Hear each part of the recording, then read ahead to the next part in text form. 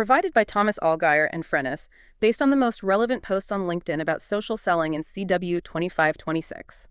Frennis is a B2B market research company working with enterprises to optimize their campaigns with account and executive insights far beyond AI. Welcome to the deep dive. If you're a B2B marketing professional, you definitely know how crucial social selling has become.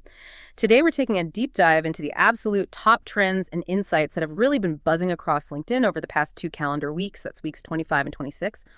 Our mission really is to give you a shortcut, a way to be genuinely well-informed on this rapidly evolving landscape. That's absolutely right. We've sifted through a lot, and we've distilled the most impactful perspectives, the practical insights, basically cutting through the noise. We want to show you what's truly shaping modern go-to-market strategies. And it's not just about, what happened to be trending. It's about understanding the why behind the what for effective social selling right now. Okay, perfect. Let's kick off with our first major theme then. Thought leadership and market education. We're seeing a real shift, it seems, in how experts are even framing the debates around social selling. So what's genuinely changing in how we think about doing this effectively? Well, what's really fascinating, and maybe a bit counterintuitive for some, comes from Richard Vanderbloom. He sort of challenges the typical focus on immediate engagement metrics. He points out that silent attention before triggers leads to successful sales, not just engagement. It kind of flips that engagement-first idea on its head. It suggests buyers are often just lurking, watching silently. So the real insight is that your consistent, valuable presence, even if it's not getting likes or comments, builds critical pre-awareness. So it's about being recognized, not just seen at that moment. Exactly. Yeah. So when a buying signal does pop up, your name, your company, it already means something. It's the quiet groundwork that sets up the eventual win. That's such a crucial distinction, being known before you're actually needed. And it connects, doesn't it, directly to what Debjit Sen observed about the wider role of sales in ABM, account-based marketing. Sen argues, pretty forcefully, that for ABM to truly work, sales has to be involved at every single step, not just swooping in at the end. Right, not just for the close. Yeah, exactly. It means aligning with marketing on ideal customer profiles right at the start, engaging buyers early on LinkedIn with, meaningful comments, relevant connection requests. It's got to be a shared effort. Absolutely, a seamless effort, not just passing the baton. And speaking of seamless, Moshe Pisak uses this brilliant analogy comparing repeatable processes to kitchen hacks. He's really pushing for a move away from creative random posts towards a clear weekly process. This is for consistent growth, predictable pipeline. It's about building systems, not just hoping for lucky viral hits. Right. That consistency builds the silent attention you were talking about. Precisely. Less guesswork, more methodical approach. And Melissa Glick picks up on that idea of consistent presence. She emphasizes that social selling, fundamentally, it's about building real connections, real trust over time. It's moved so far beyond traditional pitching or hard selling. It really has. It's about being present, authentic, being seen as reliable. Yeah. And that ties into what Stephen Newman calls the backwards sales principle. It's an interesting one. He basically suggests the more you need the sale, the less likely you are to get it. Yeah. His point is that financial security, or at least not being desperate, reduces that feeling of pressure, which actually helps foster trust and leads to better long-term outcomes. It's confidence, not desperation. That's a powerful thought. That confidence communicates authenticity.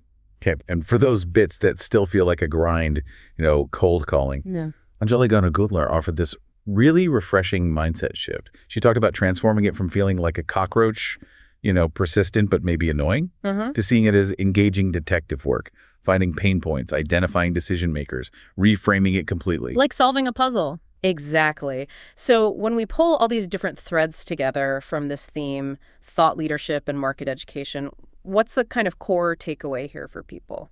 I think the deep dive here really shows that true influence starts way before a prospect even signals intent. It's clear social selling isn't about the quick win anymore. It's about cultivating that consistent, authentic presence, building silent recognition. It requires a fundamental mindset shift, turning cold outreach into, curious detective work, and valuing that long-term trust above everything.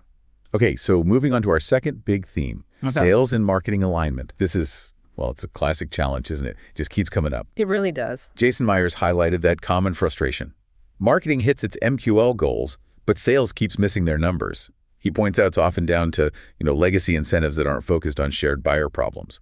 What's fascinating is just how persistent this disconnect is, despite all the talk about alignment. It's like everyone nods along saying alignment is crucial, but actually achieving it, that's another story. So Meyer's solution, his core idea, is to shift the focus. Get away from internal team incentives and put it squarely on the buyer's problem. He argues marketing needs to actually mirror real sales conversations. So ads should probe for pain points, websites should qualify intent better, content needs to use the language buyers use when they're frustrated, not just feature lists. Yeah, creating that problem agreement right from the start. Exactly, not just generating leads. Right. And Vinita Mekija echoes this. She really underscores how misalignment just leads to wasted budget, ignored leads. It's pretty stark. She stresses both teams have to speak the same language, focusing on, okay, how do we move accounts through the funnel together instead of that old MQL versus SQL battle? It's about a unified strategy, focusing on the customer's actual journey. Paul Sklar reinforced this too, saying pretty clearly that the future of growth isn't teams working in their own little silos. He envisions merch plus marketing plus sales aligned and accountable, building shared playbooks together for a totally seamless customer experience. It's a much more holistic view. And Andrei Zinkovich offered a really insightful critique here. He noted that many supposedly aligned ABM programs are, in reality, quite distinct and often ineffective. Why? Because they don't truly grasp how enterprise B2B buyers actually operate. He really emphasizes the need for proper cross-functional teams, shared revenue goals, creating account-specific content, joint playbooks, to genuinely influence that whole buying committee. So the question becomes, are your ABM efforts genuinely integrated, or is it just like a shared target list? That's the key question. It sounds like real alignment means everyone collectively understanding that buyer journey deeply. Yeah. And on a practical level, Oscar Pryor mentioned platforms like Zoom Info Marketing are now helping facilitate this true sales and marketing alignment. They offer shared audiences, AI-powered prioritization. It seems like the tech is finally starting to catch up with the strategic need here. Yeah, the tools are getting better. So for our listeners thinking about sales and marketing alignment based on these recent discussions, what's the big takeaway? Well, the core insight, I think, is that effective alignment isn't just about, sharing a dashboard or having a meeting. It's a fundamental shift. It's moving from focusing on internal team metrics to having a single unified focus on solving the buyer's problem.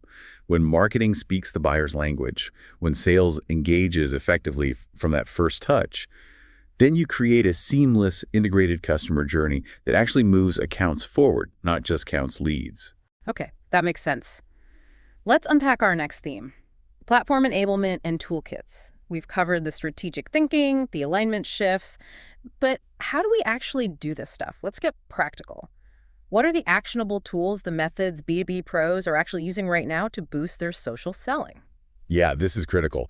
And Martin Holtz shared a pretty stark finding, actually. He said, despite something like 90% of sales teams having access to social selling tools, maybe only 10% use them consistently.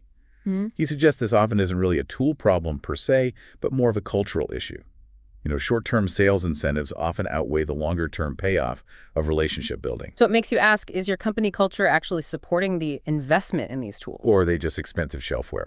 Yeah, that's a fair point. Tools only work if people use them. Now, Linda Alice offered some really tactical advice for boosting your LinkedIn social selling index score, that metric LinkedIn gives you. Her tips included things like maybe delegating content creation to professionals if needed, really using Sales Navigator strategically for networking and automation, and leveraging your CRM for those inbound leads and follow-ups. It's about working smarter. Definitely smarter. And Jerry Moran highlighted another point that gets missed a lot. Something like 75% of B2B buyers are checking out vendors on LinkedIn. Yet so many sellers just neglect their own profiles, their content strategy. This leads to what he calls robotic outreach. He's really championing showing up with purpose, building real credibility, because buyers are vetting you constantly, whether you realize it or not. Good reminder. Your profile is your digital storefront. And speaking of tactics, Canberk Beaker shared this intriguing strategy, using LinkedIn ads to target competitors' customers. How? By leveraging the first-degree connections of that competitor's employees. It's a very specific, almost surgical approach for ABM. Wow, that's clever. Turning connections into opportunities. Michael Buccellato also talked about success with what he calls vibe coding, his LinkedIn prospecting posts. The idea is to drive traffic to custom landing pages, and then using tracking tools like sand.c he mentioned, gives crucial insights into whether people are actually clicking, reading, engaging with the content you share. Understanding what actually resonates. And switching back to more traditional prospecting for a second, Phoebe Jolly noted Apple's new real-time voicemail screening feature. She suggests it gives cold callers maybe a second chance at a first impression, because the prospect sees a live transcription. It means your opening hook needs to be really sharp right from the get-go. Yeah, grab their attention instantly. And finally, on the data side of things, Priyanka Huja made a key point. Effective outreach, looking ahead to 2025, isn't just about sending emails. It's about leveraging better data. He really emphasizes needing verified B2B contact info to stop wasting time and improve targeting accuracy, precision over just sheer volume. Okay, so pulling this theme together, what's the overarching message for someone looking at their social selling toolkit right now? I think the real takeaway is that, look, tools are great, but they aren't enough on their own. They absolutely need to be backed by a culture that genuinely prioritizes long-term relationship building, not just hitting those immediate quotas. When you combine smart tools, properly optimized profiles, targeted data, and a real understanding of buyer engagement, that's when you transform social selling from just, manual effort into a strategic powerhouse. Okay, so if we connect all this to the bigger picture, our next theme really zooms in on network capital and relationship leverage. Because at its core, social selling in B2B is all about earning attention and building those authentic relationships, isn't it? Absolutely. And Michael Grinker put it so powerfully. He said, your personal brand and credibility are your most important assets, way more important than product specs. Because ultimately, he argues, business just boils down to trust. It's the real currency. It really is. And that trust, well, it's built brick by brick over time. Mitri Shandelia shared this fantastic step-by-step guide she uses for turning cold DMs into warm hellos. Yeah. It involves really doing your homework first, crafting genuinely warm, personalized messages, not templates, and even using those weak ties in your network to expand reach effectively. It's about real connection. Not just a pitch. And building on that idea of genuine connection, Chan Johnson noted how valuable active participation in LinkedIn groups can be. It helps build trust, credibility, visibility. It positions you as an industry expert, someone who adds value, not just someone trying to sell something. You show up where your audience is. Right. And Mihaela Radu added a really critical perspective on LinkedIn recommendations. She stresses that, just nice, generic recommendations, they don't really move the needle, they don't close deals. Impactful ones showcase specific skills, concrete results. They answer that buyer's silent question. Okay, but can this person really deliver what I need? It's about substance, proof, not just pleasantries. Showing proof, not just praise. I like that. Tun Kimong offered this wonderful creative metaphor for personal branding, too, saying your logo is your smile, business card is your personality, and trademark is your way of making others feel special. It brings it back to that human element. Yeah, how you make people feel. And Kimberly Fuqua reinforced that. Yeah. She doesn't see crafting a clear, authentic personal brand as some outdated concept. She calls it mission alignment. She argues it multiplies your impact when your message truly resonates. Your brand works, she says, when others can describe your value accurately, even when you're not in the room. Wow. So what's the key takeaway about network capital for our listeners then? I think the profound insight here is that your personal brand, the trust you build, that's your ultimate currency in B2B. It's not just about collecting contacts. It's about genuinely cultivating relationships, providing tangible value consistently, and showcasing your unique impact authentically. Your credibility is earned through that consistent, real engagement, making you the go-to authority when it really counts. Okay, so what does all this mean for how we actually interact, how we learn and grow on these platforms, particularly LinkedIn? This leads us right into our next theme, community engagement and learning activation. Well, Natasha Wallstra offered some fascinating insights into the LinkedIn algorithm. She emphasized that the platform is actually evaluating you as an authority figure in your space. So success isn't just about going viral. It comes from genuinely proving your expertise, building relationships, and focusing on reaching the right people with quality content. It makes you ask yourself, are your recommendations, your posts, truly showcasing your expertise and building that authority? That makes total sense. The algorithm rewards genuine connection and expertise, not just noise. Jasmine Alich really demonstrated the power of a consistent content strategy on LinkedIn. He apparently had numerous viral posts over a 2-year period. How? By maintaining a consistent rhythm, really engaging deeply with people who commented, using clear content structures. And he even said he never schedules a post if he knows he can't be online right after to engage with comments. That's real dedication to the community aspect. That's commitment. And, on the flip side, Dewal S. offered this humorous but actually quite insightful take on the LinkedIn Social Selling Index, the SSI score. He kind of subtly questions whether we're all thriving or just coping with another online pressure disguised as productivity. It's a good little reality check, isn't it? Yeah, a reminder to think about the purpose behind chasing those metrics. Are they actually serving your real goals? Steve Watt's advice fits here, too. He recommended providing a balanced diet of content for social selling and employee advocacy. Basically, make sure employees don't feel just like advertising robots, only pushing out company promotional stuff. Mix it up with industry insights, personal takes, real value they actually want to share. Yeah, keep it human. And the results of this kind of authentic engagement, they can be very tangible. Christian Krauss shared his personal story closing $30 in just 48 hours. He attributed a big part of that success to mastering social selling, calling it his #1 differentiator.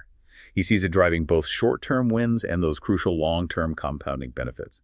It's a powerful case study. Definitely. So what's the big lesson on community engagement and learning from these experts? I think the core insight is that LinkedIn really thrives on genuine authority and consistent, meaningful engagement.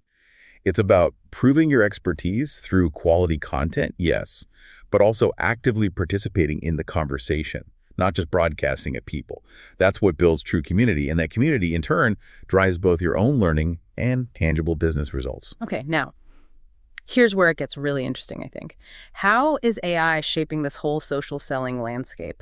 What does it actually mean for B2B professionals on the ground? This is our final theme.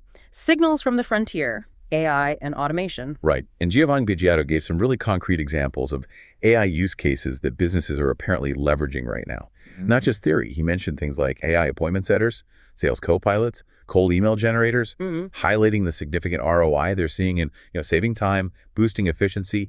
AI is definitely not just hype anymore. It's a real productivity tool. Yeah, and building on that, Emmanuelle Maftu shared her team's Tiger AI approach. She really emphasized that AI is here to augment the human touch in social selling, not replace it. It enhances personalized interactions, helps optimize timing, guides you towards the next best action for building meaningful relationships. It's about working smarter with AI, not automating the relationship itself. Exactly. And Cheryl Clifford made such a powerful argument for AI being a liberator for sales professionals. It frees them up from all those mundane data entry admin tasks. This allows them to focus on what machines can't do, building those authentic relationships, having real human-to-human interactions. So a question for you listening, are you letting the machines handle the grind so you can focus on the relationships? It really sounds like AI is transforming the sales role, letting humans double down on their unique strengths. Haimi Sarah also noted that Google AI tools are offering what he called sales superpowers, basically strategically injecting AI into preparation, personalization, performance tracking, all with the goal of significantly shortening those sales cycles through better efficiency. And Will Poskett offered a broader, quite profound thought on this.